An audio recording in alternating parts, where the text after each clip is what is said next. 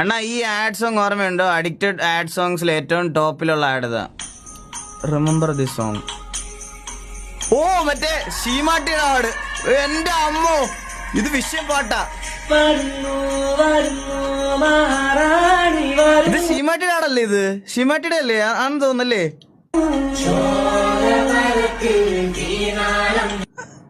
അല്ലേ ആ ആടല്ലേ ഇത്?